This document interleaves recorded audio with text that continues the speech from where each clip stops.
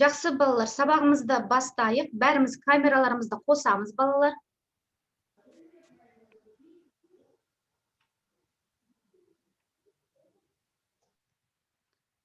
Жақсы.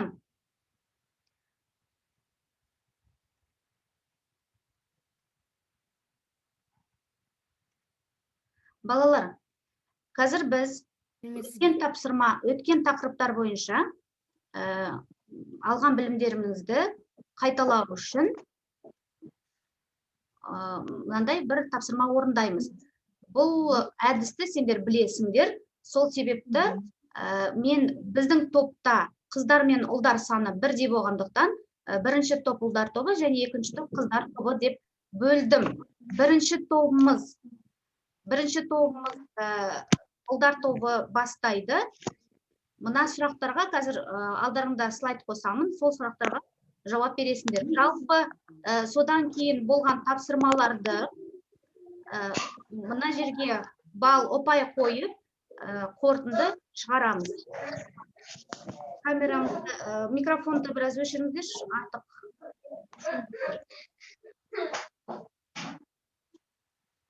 Так, жақсы. Бәріміз экранға назар аударайық. Так, бірінші тобымыз бізде ұлдар тобы болғандықтан, ұлдар бастайық. Өткен сабақты қайталау. Өткен сабақта біз қайталайын бейне жазба көргенбіз, және әртүрлі тақырыптарда әртүрлі мәтін оқыдық. Сол бойынша біз өткен сабақты қайталаймыз. Ұлдар бастаймыз. Қандай санды таңдайық? Санды таңдап, сұраққа жауап береміз. Мен ұпай сандарымды белгілеп қойып отырамын топ бойынша. Мальчики, пожалуйста. Қай сұрақ? Так, қол көтеріп отырамыз. Асхат қол көтерді. Қай сұрақ? Бірінші. Сұрақты оқы, жауап бер. Бағалы мата тіркесін аудару. Ценные материалы. Тіркесін аудар, дұрыс айтады. Так. Жақсы. Келесі қыздар тобы. Қыздар тобы. Алсу, қайсын таңдайсың? Бесінші. Сұрақты оқы, жауап бер. Ұлы жібек жолы қай елден бастау алған? Қытай. Толық жауап береміз. Қытай елінен. Алсу. Қытай елінен. Полный ответ. Қорықпа, жауап бер. Ұлы жібек жолы Қытай елден бастау алған. Келесі, міне дұрыс жауабы Қытай елінен деп тұр.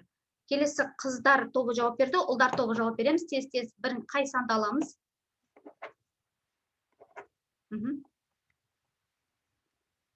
Так, Рахат. Алтыншы. Оқы. Ұлы жібек жолындағы тарихи ескерткіштерде білесің бе? Білемін. Қандай екен? Айта ғой. Қандай ескерткіштерді білесің? Өткен сабақта біз өттік қой, сурет бар болды, бізде кітапта, өткен тақырып бойынша. Ұлдар, көмектесіңдер. Кім көмектеседі, айта беріңдер. Алихан. Қандай ескерткіштерді білеміз? Ескерткіш. Можно, да, я еще раз? Ал, айта ғой, Рахат. Ұлы жібек жолындағы тарихи ескерткіш бұл Гаухар ана Ахмет Яссауи кесенесі. Жарайды, жақсы. Қожа Ахмет Яссауи кесенесі, Алаша күмбезі туралы айтқанымыз, Шығыс моншасы және тағы да басқа Гаухар ана кесенесі бар. Өткен сабақта айтқанымыз бұл туралы, Так. Жақсы. Жаңа сен алтын таңдадың ба? Келесі қыздар тобы. Санды айтамыз, тез-тез. Амина? Жарайды, Камила айта ғой. Камила айта бер. Екінші. Сұрақты оқы, жауап бер. Мұра дегеніміз не? Жауап. Наследие? Оның жоқ, наследие деп қана емес, оның жауабын орысша баламасын емес. Мұра дегеніміз не? Кім көмектеседі? Айта аласың ба өзің, Камила? Қыздар көмектесеміз. Амина? Ата-бабаларымыздан қалған мәдени. Ата-бабаларымыздан қалған байлық, рухани және мәдени материалдық байлықты біз мұра деп айтамыз. Толық емес жауабы, бірақ дұрыс. Жақсы, ұлдар тобы қайсысын аламыз? 1, 2, 6, 5 алынды. Тағы да сұрақ тез. Ратмир. Үшінші. Оқы, жауап бер. Рухани байлыққа не жатады? Рухани байлыққа... Ұлдар көмектесуге болады. Бұл топ бойынша жұмыс болғаннан кейін. Алихан, Асқат көмектесіңдер. Рухани мәдени мұра, дәстүр жатады. Дұрыс айтады. Мәдени мұра, дәстүр, ел, жер, тіл мен тіл, қасиет пен құрмет жатады. Ол туралы өткен сабақта айтқанбыз. Жақсы, келесі қайсысын таңдаған жоқпыз? Қыздар таңдайды. Так, кім таңдайды? Қолдарымызды көтереміз, балалар, қыздар. Амина, бізде 7 мен 8 бос. 8. Оқы, жауап бер. Ұлы жібек жолы қандай жол? Ұлы жібек жолы сауда жол. Дұрыс, сауда-саттық жолы. Өте жақсы. Және ұлдар, тағы да бізде 4 деген бар, 4 саны алынбаған. Ұлдар тобы 4 немесе 7. Тез. Так, Алишер. 4-ші. Сұрақ. Рухани байлыққа мәдени... Это же бұл. Бұл болды. Бұл болды, жаңа. Болды. Жақсы. Мына жерде біраз айналып кетті, кешірім сұраймын. Онда 8-ші сұрақ таңдай сал. Оқы. Жібек жолында саудагерлердің Қытай елінен алып сатуға арналған алғашқы таулардың бірі. Сен қалай ойлайсың? Бізде мәтінді оқыдық қой өткен сабақта. Нені тапты? Жібек жолында саудагерлердің Қытай елінен алып сатуға арналған алғашқы тауарлардың бірі. Қалай ойлайсың? Алғашқы тауарлардың бірі. Ең бірінші жібек жолы. Қалай пайда болды? Жібек? Дұрыс айтады. Жібек матасы. Өте жақсы балалар. Қазір осы қарқынмен ары қарай жұмыс істейміз. Мына алдарыңда сендерде сөз жұмбақ жасырылған, Не жасырылған, қалай ойлайсыңдар? Қандай сөз жасырылған? Шешеміз. Так. Басқа, Алишер мен Аминадан басқа кім жауап береді тағы да? Алина айта ғой. Түркістан. Өте жақсы. Қайдан білдің? Мына суретте не бейнеленген? Түркістан. Дұрыс. Түркістан. Өте жақсы. Ендеше. Жақсы. Ендеше біздің бүгінгі сабағымыз Түркістан жайлы болады. Түркістан тарихи қала. Біздің бүгінгі сабағымыздың мақсаты тыңдалған мәтіннің негізгі мазмұнын түсіну, негізгі және қосымша ақпараттарды анықтау, мәліметтерді жинақтай отырып, тақырып бойынша постер сызбалар жасау. Бірінші біздің тапсырмамыз мынандай. Қазір берілген жаңа сөздермен танысамыз. Жаңа сөздерді рахат оқы. Көне, іргетасы, деректер, орда, шаһар, киелі, қасірлі. Жақсы. Тағы да бір рет оқимыз. Алишер, оқышы. Не мен оқимын? Жаңа сөздерді аудармасымен бірге оқы. Көне древний іргетасы основа, деректер данные, орда, центр, очаг, шахар, город, киелі, святой, қастерлі, почитаемый. Өте жақсы. Енді осы сөздермен бірге, осы сөздерді ойланып, сөздерге синоним табамыз. Ойланайық. Синоним дегеніміз бір мәнді, бір мағынаны білдіреді. Біз әрдайым сабақта бұсындайда қолданамыз. Амина, қандай сөзге синонимді білесің? Көне сөзге синонимы бұл ежелгі.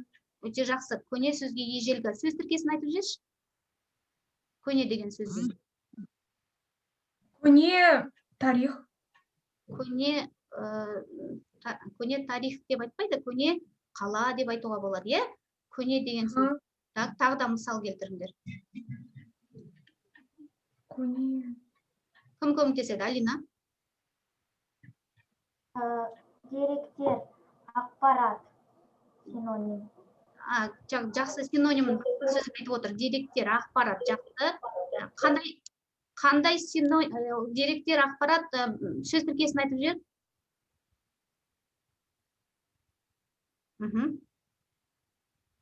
Сөйлем құру. Деректер деген сөз тіркесін. Дауысың естілмейді, Алсу? Тарихи деректер. Тарихи деректер, жақсы, өте тамаша. Так, келесі кім айтады? Ратмир айта ғой. Ратмир. Іргетасы деген сөздің синонимін білесің бе? Орда синоним орталығы. Орталығы, да. Жақсы, орталығы дейді. Дұрыс. Жақсы, келесі Рахат. Іргетасы, қабырғасы. Қабырғасы немесе основа деген сөздің аудармасы негізі, қабырғасы, негізі деп те айтамыз. Өте жақсы. Келесі сөз шахар, киелі, қастерлі деген сөздерге синоним айтыңдар. Кім айтады? Так, жақсы, Асхат. Шахар синоним қала. Қала, өте жақсы. Так, қандай сөз тіркесін немесе сөйлемді айта аласың ба? Асхат. Рахат. Киелі синоним қастерлі. Келесі. Так, шахар деген сөзбен сөз тіркесі. Өте жеңіл сөз ғой. Словосочетание білмеймін. Білмеймін дейді. Алсу, шахар деген сөзбен сөз тіркесін айтып жүр. Үлкен шахар. Өте жақсы. Так, қастерлі және киелі деген сөздің синонимдерін айтып, сөз тіркесін кім айтады маған? Так, Алишер айта ғой. Киелі синоним. Киелі синоним ерекше. Қастерлі синоним қасиетті, қадірлі. Жақсы. Қастерлі, қадірлі, қасиетті деп айтуға болады. Киелі деген сөз әулие деген сөзде келеді. Жақсы балалар. Келесі біздің тапсырмамыз. Қазір біз бейнежазбаны көреміз. Видеоны, бейнежазбаны көрген соң, оны сендердің ең бірінші мұқият тыңдайсыңдар. Мұқият тыңдағаннан кейін сол бейнежазба бойынша сөйлемдерді айтасыңдар. Тыңдайық қазір. Түркістан қаласы Қазақстанның оңтүстік аймағында орналасқан. Қаланың іргетасы 5-6 ғасырларда қаланған. Бұл шаһар Орта Азия бойынша сақталған көне қалалардың бірі болып есептеледі. Түркістан қазақ халқының ғана емес, түбі бір түркі жұртының рухани астанасы. Түркістанда көне түркі ақыны Қожа Ахмет Яссауидің кесенесі бар.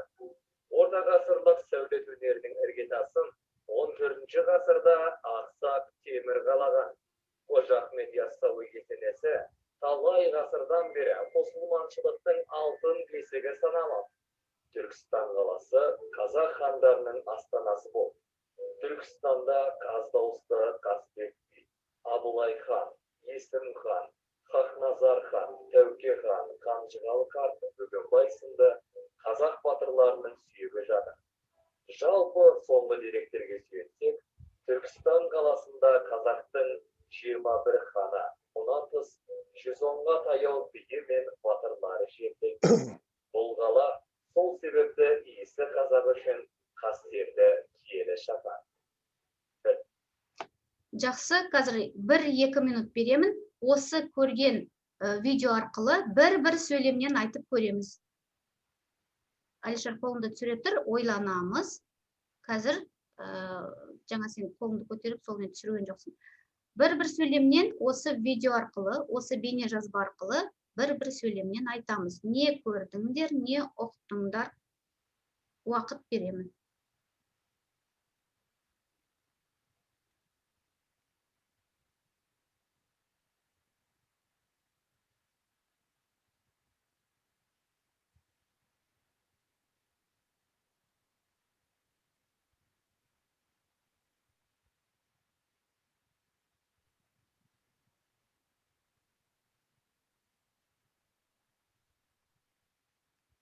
Егер сөйлемдерің дайын болса, қол көтеруге болады.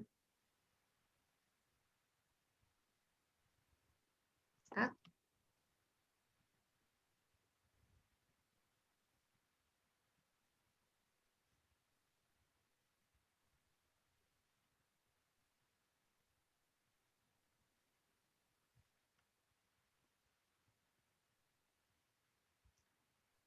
Дайынбыз ба? Бір сөйлем.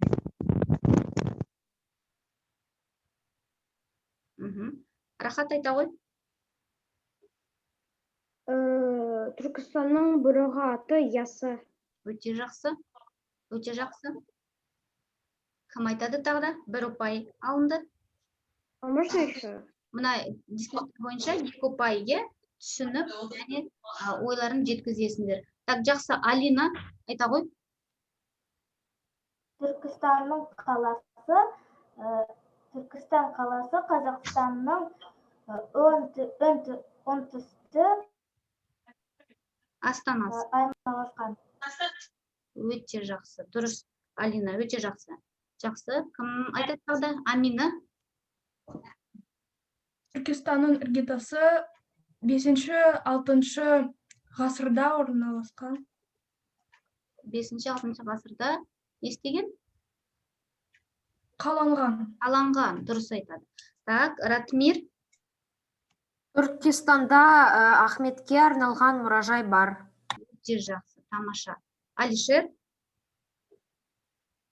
Түркістан қаласы қазақ хандығының орталығы болған. Өте жақсы, Алишер. Алихан. Түркістан қасиетті жер. Қасиетті жерге. Жақсы, Ратмир.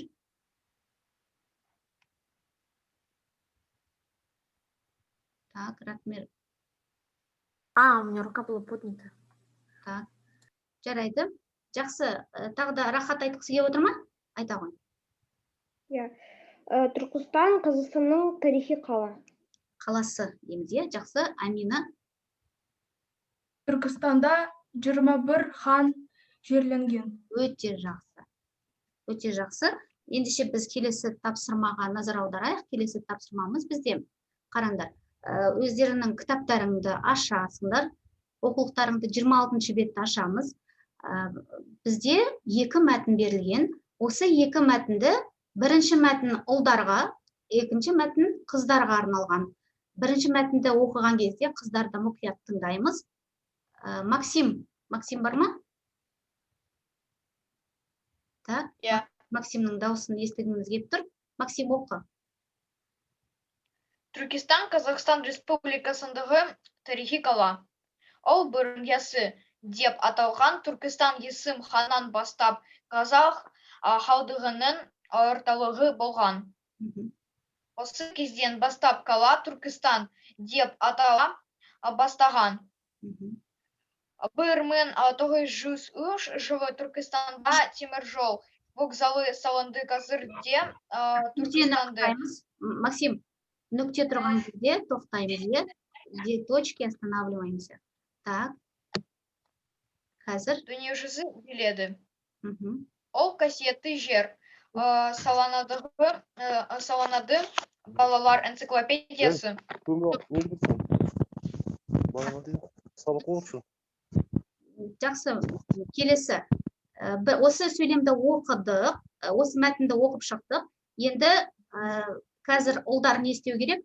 Ең бірінші негізгі және жанама ақпаратты белгілеп өздеріңе жазып алыңдар. Пока мальчики будут работать, девочки сейчас прочитают второй текст. Мальчики внимательными будем, девочки это задание тоже будут делать. Негізгі және жанама ақпаратты табамыз. Так, қыздар кім оқиды? Мен оқимын. Алсу оқы. Ахмет Яссауи кесенесі Түркістан қаласында 14 ғасырдың соңында тұрғызылған тарихи ғимарат. Ол 12 ғасырда өмір сүрген. Бүкіл шығысқа аты әйгілі ақын Ахмет Яссауидің бейтінің басына орнатылған. Ахмет Яссауи оңтүстік Қазақстанда Сайрам деген жерде туған. Оның Дивани Хикмет даналық жайындағы кітап ата діни өлеңдер жинағы бірнеше рет басылған. Ахмет Яссауи өлеңдері жақсылыққа, әділдікке шақырады. Халықты басқа діндегілермен жауласудан сақтандырады.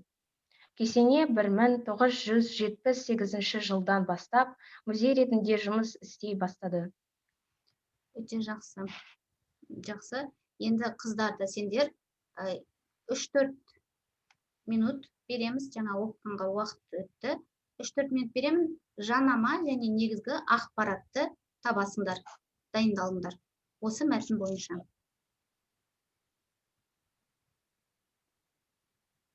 Негізгі ақпарат мәтін бойынша және жанама ақпарат. Қосымша ақпарат, е?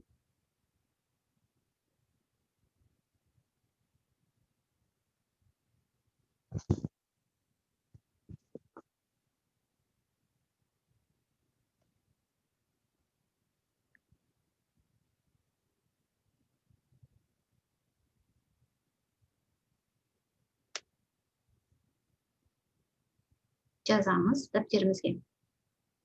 Негізгі және жанама ақпарат.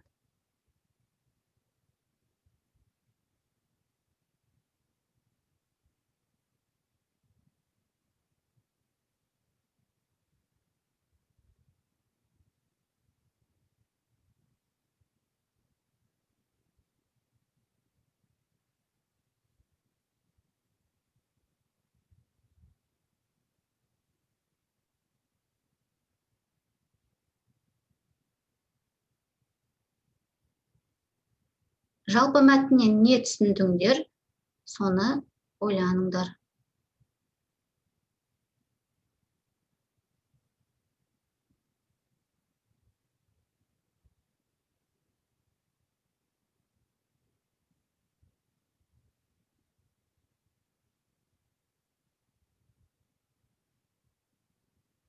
Жақсы, ұлдар. Бірінші мәтін не туралы екен? Мәтін не туралы? Нұрасыл, мәтін не туралы?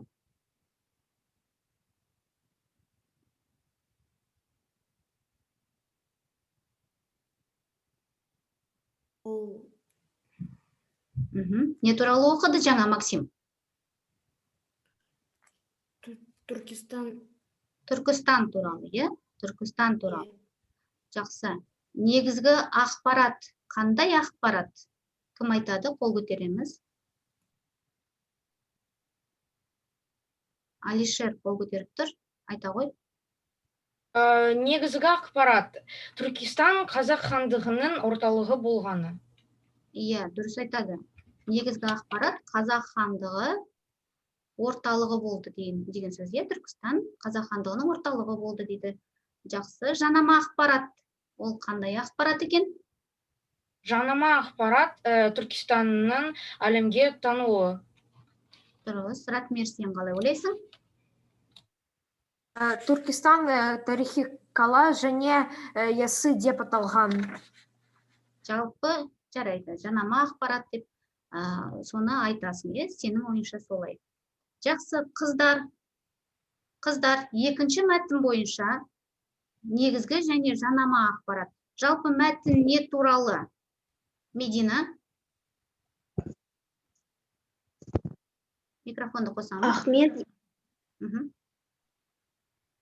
Қос микрофон өшіп қалды. Ахмет ясауи кесенесі. Дұрыс. Ахмет ясауи кесенесі туралы. Негізгі ақпараты қандай? Амина. Кесененің музейге айналуы. Жақсы. Осы кесене бізде музейге айналды. Сол туралы ең басты жазылып тұр, иә? Алсу, сен қалай ойлайсың?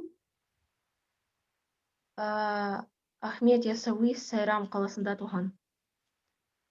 Так, Сайрам, бұл негізгі ақпарат па? Бұл да әрине керекті, иә, ақпарат, деректер, иә?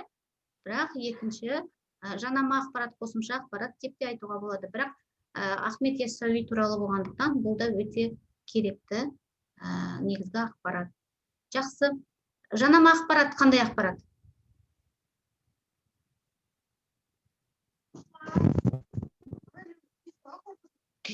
Так, кім айтады? Алсу.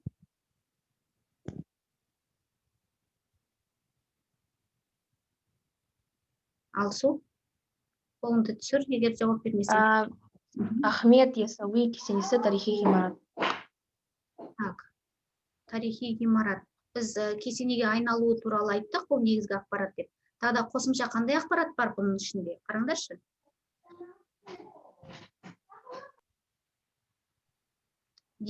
Так, кім көтеріп тұр? Алсу қайтадан көтеріп тұрсын ба? Екінші ақпарат. Так, Рахат қыздардың жұмысын істеймін дейді. Ал, Рахат айтауы. Нет, я свое взяла первое. Так, біз екінші мәтін бойынша айтып отырмыз. Алсу айтауы. Алсу айтауы.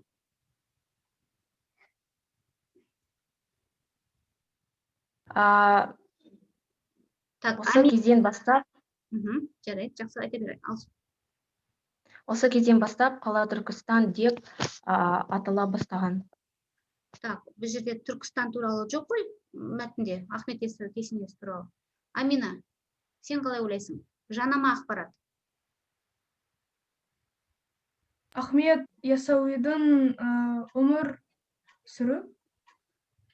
Диуани Хикмет атты өлеңдер жинағы шыққан бірнеше рет деп тұр, көрдіңдер ме?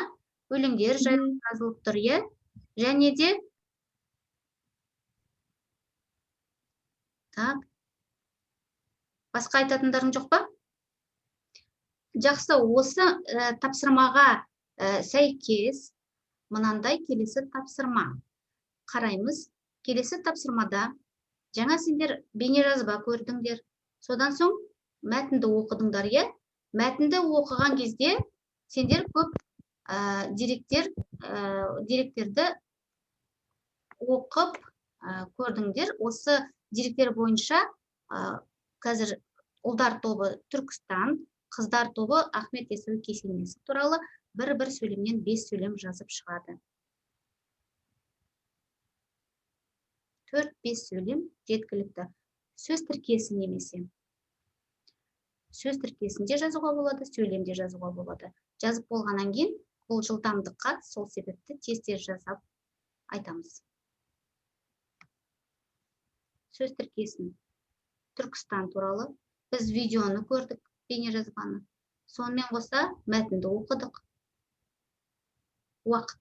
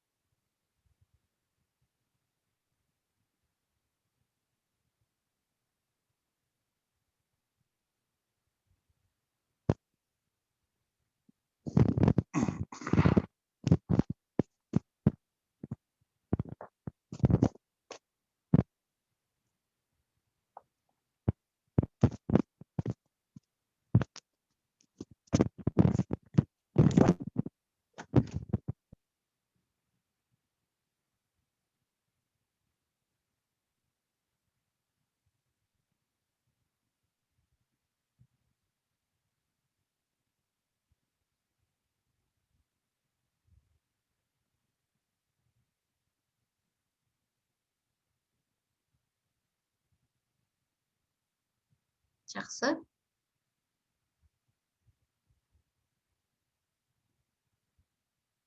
Жинақталамыз.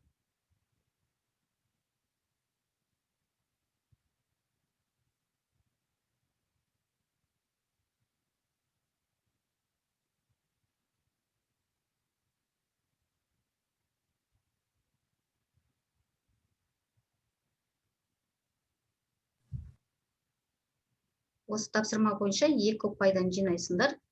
Жалпы дұрыс жазсаңдар қатесіз. Ал кім дайын? Өз сөйлемдеріңді оқыңдар. Қол көтеріп оқимыз. Ал Су? Ахмет ясауи кесенесі тарихи ғимарат. Өте жақсы. Кім айтты? Тағы да екінші сөйлемің?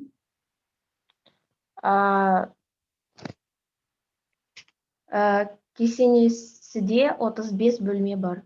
Кесенеде, Ахмет ясауи кесенесінде 35 бөлме бар. Жақсы, өткен сабақта өттік.